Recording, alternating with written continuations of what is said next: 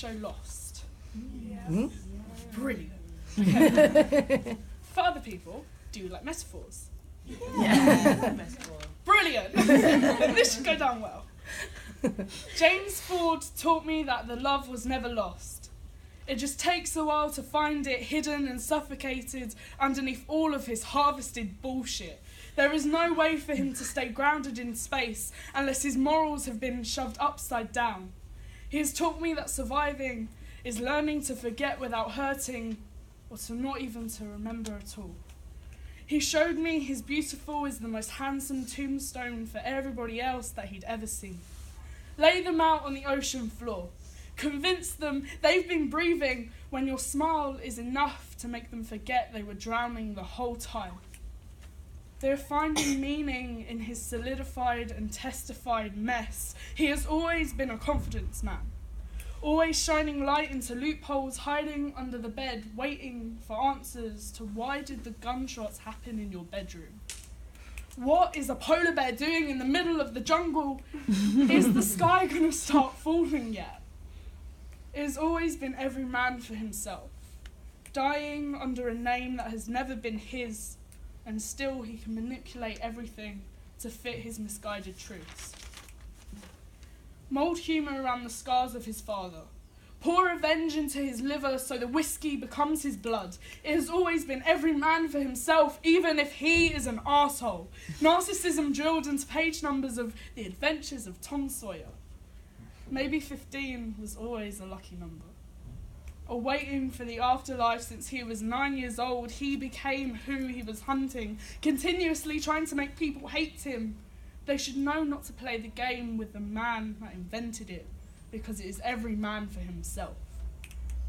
Keeping his secrets to his complex self, a tiger won't change her stripes. Tongue-tied in double negatives to make the clouds feel like soil, salt of the earth. He is done taking orders from people so wrapped up in their own problems to see that he has never done a good thing in his life. He's never been vulnerable. He is so afraid of being afraid. He has taught me that he doesn't have to be married to be an outlaw. But this son of a bitch just got paid, and he is getting drunk in his freedoms until the ground of his guilt comes back to swallow him whole again. He knows he isn't a good person, so manufacture the gasoline. Extinguish his sanity, implore there isn't enough God on him this time to wash out all of his unbridled responsibility.